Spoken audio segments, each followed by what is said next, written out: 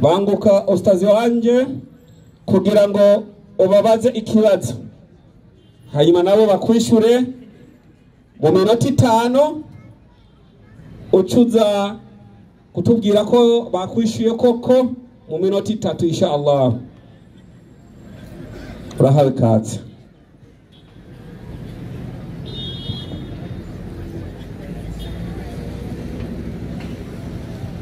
Assalamu alaikum warahmatullahi wabarakatuh. Wa alaikum salam wa rahmatullahi wa barakatuh. Kuri bajya nabo batarohinga bene ko Islam ravuga tuti amahoro abane namwe. Iyi ni ndamutso yacu nk'abarundi, kira muntu wari we wese ayikunda cyane y'amahoro. Ikibazo canje mfatira ku murongo umwarimu yatanguriye ngaha yahagaze ngaha muri klasigura, atashaka kutwereka ko murongo nyene Yohana 1:29 ni ikibazo canje igomba gihagarare kugira ngo sinje inyuma y'icigwa mfatire ku murongo watanze mu cigwa. Inyandiko igira iti naam, bukeye bwaho naam, abona Yesu aza kuriwe, naam, aravuga ati naam, nguyu umwagazi w'intama w'Imana ukuraho icyaha cy'abari mu isi. Urakoze. Yohani yabonye Yesu amubwira ati nguyu umwagazi w'intama w'Imana ukuri igicumuro c'abari mu isi. Umwarimu rero yahagaze ngaha ashaka kutwereka yuko Yesu ari we mwagazi w'intama yakuye igicumuro abari mu isi. Ikibazo canje kivuga giti Yohana yabonye Yesu avuga tuti nguyu mwagazi w'intama. Yesu ni umwagazi Yohana nkuko yagize iki yabitubwiye wiki w'intama. Ndashaka mutubwire iyo ntama yavyaye uwo mwagazi ninde? Mana. Nyene rero iyo ntama niki? Ni Imana. Iyo Mana rero yaciye itanga uwo mwagazi w'intama kuko intama ari yiki? Ari Imana. Yayitanze, uwo mwagazi yamutanze kurinde. Sinzi ko bani batubise Cyumvikanye. Naam, Waislamu takbir. Allahu akbar.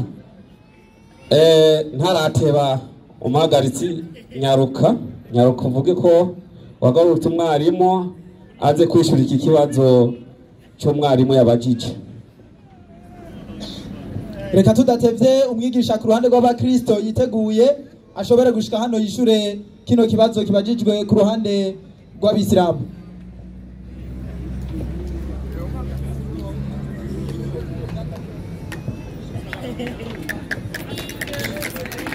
Ezira ry'Imana rihabwa icyubahiro. Hari ibibazo bimwe umuntu abaza ukumva umenga gasoko gufata. Ngo uyu mwagazi ninde? Ngo yawutanze kwande? Umwana w'intama ninde? Nyene intama ninde? None karaciye ingani ugira icyo bita totoroji.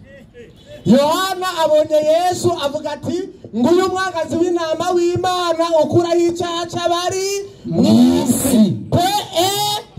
Akaburu ngo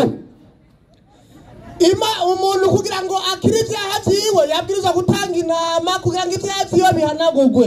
Mugabe ibyo byabonetsemo agasembwa kuko abatunzi baba byaraborera gufata inama bakayibaga, ariko umuntu atagira ubutunzi byamusaba kurondera inuma ibona, yirirwa mu ishyamba yirukanga inyuma y'inuma gushaka agafata inunguru. Icyo bita inunguru ni icyo na kiruma gitanguye kuguruka, akagifata kibona akagitanga ko ikimazi. Imana rero imaze kuraba ibyo byose mu Baburayo 15 iravuga ati ibi biru byose ndabona kumengo habwiza kubaho urutonde rushira abantu ku rugero rumwe kugira ngo umutunzi n'umukene bose baronka agakiza ku rugero rumwe. Imana ishiraho umwana wayo kugira ngo bikunde twese turonka agakiza muri Kristo Yesu. Ibyo si bibazo biri mu cigwa na gatoya. Aha muba mugomba nyene mugabe Imana ishimwe kubera ko mubibaza ko ngo tubibasigurire. Kumbure ku munsi w'imperuka muri ko muragwana na Muhammad, Imana izikubwira ati hulama habibu galvaz. Yarabivugiye kuri Garde Nord.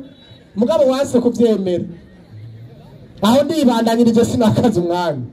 Yohana 12:46-48 nipe manjonja. aravuga hakongera hakavuga Lambaba naje mwisi ndi umuco. Yesu ati naje mwisi ndi umuco, si mu Bisirayeli gusa mwisi. Rindira gatoya acaraza ngo Yesu yabwiye ngo nimuzohetura ibisagara byose by'i Yerusalemu ngo mwana w'umuntu utaraza ngo ibisagara byose ngo umva mbega abarundi murimwo. Sinakubwiye ko aba bagabo bita Burundi province. None cyabibaza umuntu w'umugabo afise ubwanwa akuze kumbura afise n'urugo bavuze ngo nimuzohetura ibisagara byose agacamba ko Burundi ari gisagara. Burundi n'igihugu baciye bagufunga wowe utsitsike akarimi wowe baye gahanga wishwe niki wishwe n'ubwo abagabo nawe ukicwa niki n'akarimi kawe wabavuga ibisagara ucuga ngo Burundi ni burimwo nire ko si gisagara Burundi n'igihugu biri mu bihugu rero. Yesu arangije kubabwira ati rero ivyo bisagara by'Abisirayeli mubwiriza kubihetura mugabe ivyo bisagara mubihejeje nababwiye mugabo abantu bararuhisha. Reka nabisubira muri butavumvise nababwiye ati muratanguje projet abisana itangurira hanyuma projet kagenda irakura wabirere mu Kamenge ejo ugashira branche mu Ngagara hirya yejo hariya mu Gihosha mu Gatumba n'ahandi. Mbega umugambi wo korora ifi ko bawutangure namba ari hehe ubu za Kirundo hose nibaronka amafi none ubu niho watanguriye. Iyi ni ngorane y'irara. Luka 12 inyandiko ntirahera hano mwarimu. Bandanya naje mwisi ndi umuco kugira ngo unyizera wese ntazagume mu mwiza. Unyizera wese ntazagume hehe mu mwiza. Unyizera wese amajambo ya Yesu ntabwo ari unyizera w'Abisirayeli ariko nihagira umva amajambo yanje nihagira rero umva amajambo yanje nuko mwebwe muriko murayumva amajambo ya Yesu nimuyazigame bagenda mucira kwiteka. Yesu ati sinajenze umucira kwiteka kuko nazanga no gucira kwiteka isi. Wavuze ngo Yesu n'amahoro afise ngo yazanye ngo inkota ntibabitahuye. Yazanye inkota kubera iki? Yazanye inkota kugira ngo abo bose batazokwizera abazokwizera Yesu baze babiruke ko babice babamerere nabi. Niba utazi na histoire genda wige ibijyanye n'ubwami bw'i Roma ico umwami Nero yakoze mu mwaka wa 323. Uzi umwami Nero yakoze ingene yice abakirisu abashira muri stade intambwe zikabarya ngayo mahoro Yesu yazanye atazanye kugira ngo abamwizera bababazwe ku mubiri ariko bakira mu mwemu mu izina rya Yesu. Amina. Muri Yesu turababara umubiri intambwe ziraturya mwebwe muradukerera ngo ni jihadi mukavuga ngo turabakereye mu izina rya Yesu. Uyu munsi nako mu izina rya Allah mugabo tugapfa mudukereye tugakira mu mwami Imana ihabwa icyubahiro. Iyo niyo ngota Yesu yazanye uri ibintu by'imwemo. Nicyo gituma uno munsi ugiye kuvuga ubutumwa muri Arabie Saoudite baca batora uwiri bagakwica uvuze Yesu. Ngiyo ngota yazanye mugabo tegemera dutera amahoro naho dupfa dupfira mu mwami Yesu. Imana ihabwa icyubahiro. Amina. Waislamu takibiru yamwishuye. Reka tumubaze wenyene aze kutubwira ko yishuwe cyangwa atigeze yishurwa mu minota 3. Naam, salamu alaykum wa rahmatullahi wa barakatuh. Wa alaykum salam wa rahmatullahi wa barakatuh.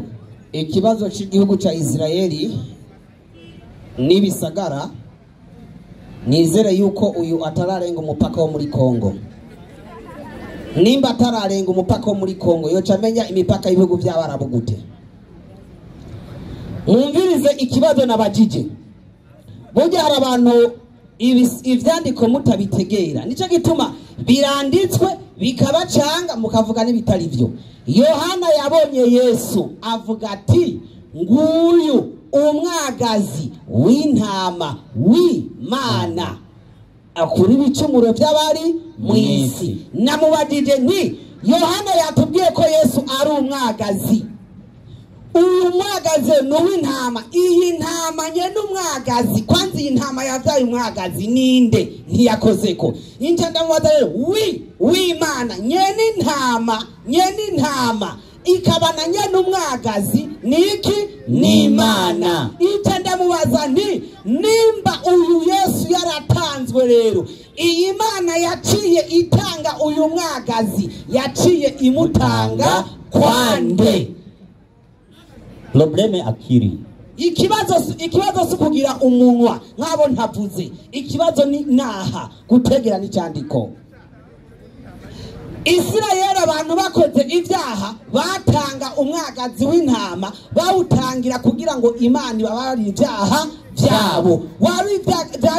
Byari ibyaha by'impongano cyangwa ibyaha by'igicumuro. Nimba rero Imana yatanze Yesu nk'umwagazi kugira ngo abe impongano y'igicumuro, yaciye imutanga kuri nde yakire ijya mpongano ya Yesu. Nicyo cyari kibazo. Icyo si wewe, si mwarimu wawe wakwigisha, si nujya kubesha ngo ni Revera Pastor yakwigishije, aho niyokorako.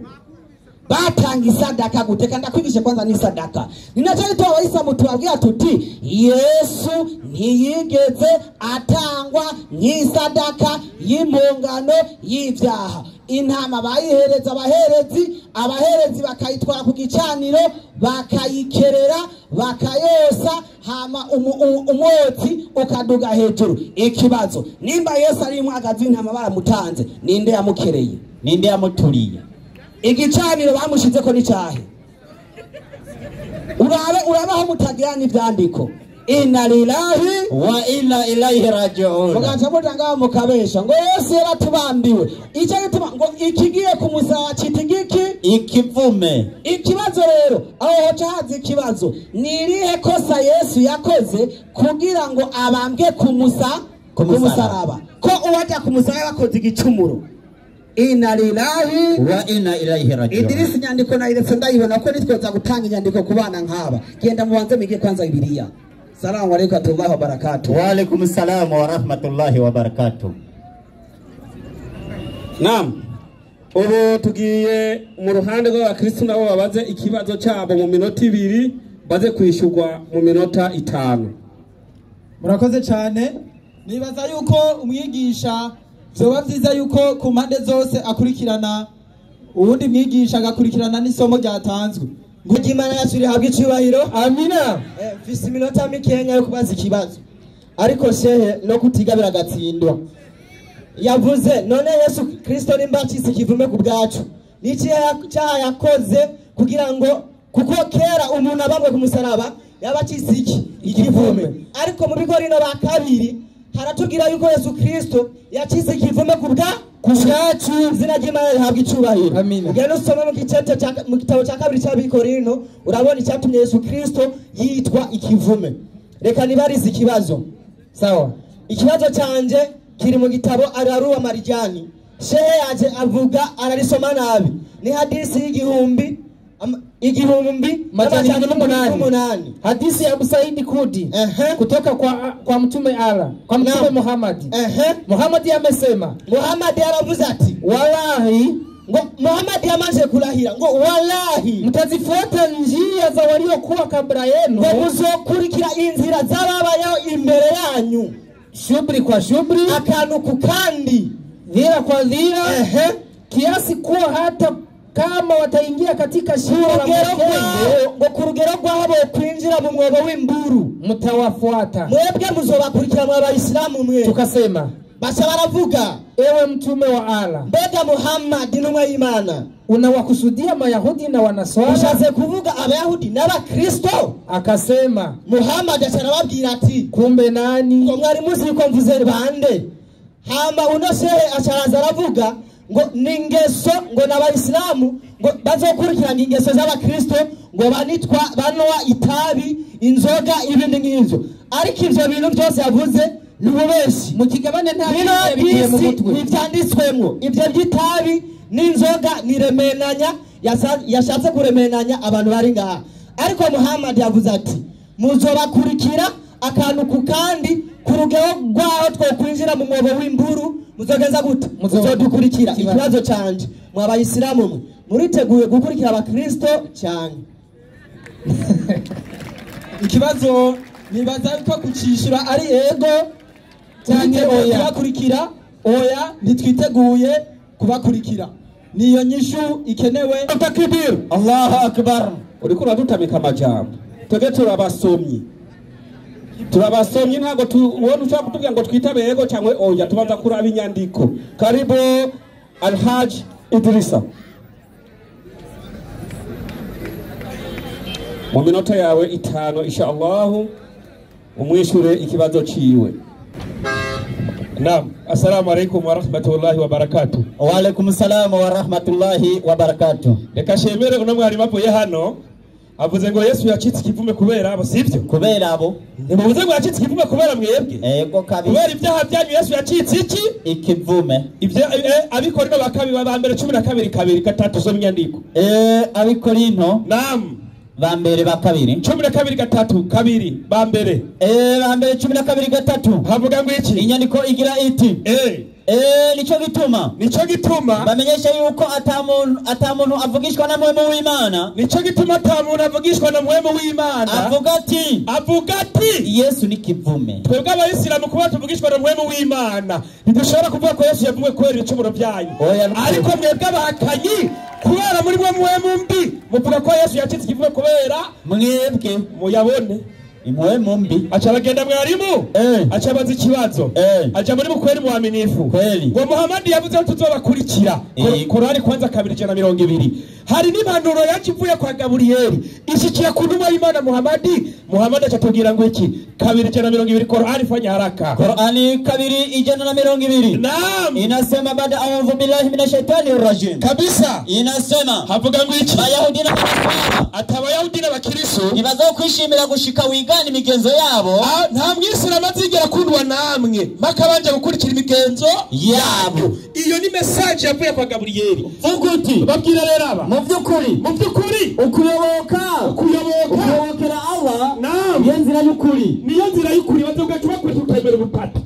None mu gihe cy'ubu n'Abayisilamu babikora bariho nibyo mwari mwagize gute yagusiguriye, ariko niwakurikira ibyifuzo byabo ugakurikira ibyifuzo byaba inyuma yo gushikirwa n'ubumenyi kandi waramenye ubumenyi ko ndagukurikira ibyo mwemera ntuzoronka mu gishingo cha Allah. Umuntu Muislamu azokurikira aba kuko Muhammad yabivuze nazigaho nimembo niyo kuona Imana rukia byose ntabwo muzigera muronga.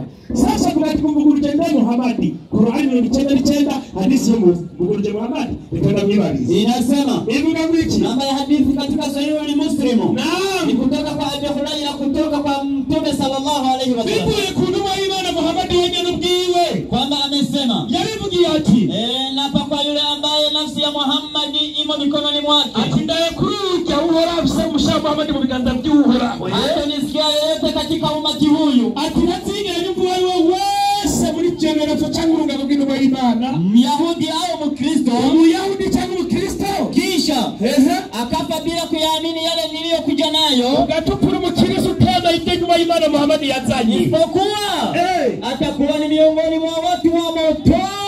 Ni ubuzoba kurikiranja mukamenya hugingurube akanwa inzoga mukamujana kubyina kuririmba agakana Qur'ani uwo onye mu rungano rwa Muhammad azoja mu muri Muhammad ntigeze yivuguruza aba bacaba mu bazoja mu ijuru ngo nabana ba Isirayeli ivyashora hari 2009 yakukure aribyo biyigidamwe ba ayarutsinyandiko rimwe mu murongo w'icenda yandika igiriti haza umwe muri ba marayika ndwi haje umwe mu marayika ndwi ari bafite zanzavya ndwi zuzuye ibyago ndwi vy'iherezo yarutse avugana nanjye arambwira ati ngwino nkwereke umugeni umugore wa mwagazi ajyana ku musozi munini muremure ndi muri hwemo anyereka umurwa wera Yerusalemu w'ururu kuva mu ijuru uva ku Mana ufise ubwiza bw'Imana ukayangana kwawo gusa no kubiyega kabuyanga y'igiciro kinini y'agaciro kanini cyane nk'akabuyanga kitwa Egiputi komezana nk'ikirore uzigushwa n'urugo runini rurerure ufise ibirimba 12 rindira aba bavuze ngo bana Isirayeli si sawa no mu ijuru Yohana Yesu yereka Yohana mwisiga rya Patmos yamweretse urugo rukotiye kugira ngo Venaze yinjire no mu birimba hari abamarayika 12 hari abatsamu abamarayika 12 bacuze kugira ngo kandi hari amazina yanditsweko hari n'amazina yanditseko ni wazarungera kijya Jerufu niyo y'imiryango 12 y'Abisirayeli imiryango 12 y'Abisirayeli Jerufu nonyora wewe komeza aherera iburasirazuba hari ibirimba 3 hari ibirimba 3 aherera iburaruko hari ibirimba 3 bitatu Kabisa. aherera ibumanuko hari ibirimba bitatu kugira Jerupe ntaje ngo biratonze aherera iburengerazuba hari ibirimba bitatu Ego. urwo rugo ruziguje ruziguje uwo murwa rufise amatanguriro 12 rufise amatanguriro 12 yanditswe ko amazina 12 hariko n'amazina 10 nangahe y'intumwa 12 zande zawe mwagazi Jerupe we niwaza hano kumva Yesu yagutumweko unyereke wewe umuryango wawe 13 n'izina aho ryanditse Yesu niyaherejaho 19 Matayo no 19:27 ubutumwa bwiza bwanditswe na wewe wonyoraye durimwe mu Yesu yatumweko wagezeyo inyandiko y'igiriti igira ngo iki ubu Petero yamubaza ati harabagendanye na Yesu bose ivyumviro nk'aba ba Jerupe ngaha reka twebwe ko twarize byose tukagukurikira none tuzohabwa ngo none tuzohabwa iki ga Yesu Yesu arababwira ati ababwira ukuri yuko mwebwe abakurikiye Yesu bakanamwizera aho umwana w'umuntu azovyagira ku ntebe y'ubwiza bw'igihe cyo kuvyaga ukundi gusha aba bamwita uw'Imana ari uw'umuntu namwe mugiye kwicara ku ntebe 12 mugira gute mucira imanza imiryango 12 y'Abisirayeli Jerupe nyimba Yesu ari mu benshi bitubwire nkeneye intebe y'13 yawe w'umurundi aho Imana nayo yagutegura intebe mw'ijuru kuko hari ku miryango 12 n'amazina ariko ni mu Bisirayeli ucu twerekana izina ryawe kwa Benjamin Nyatanyaho. Assalamu alaikum Wa alaikum assalam.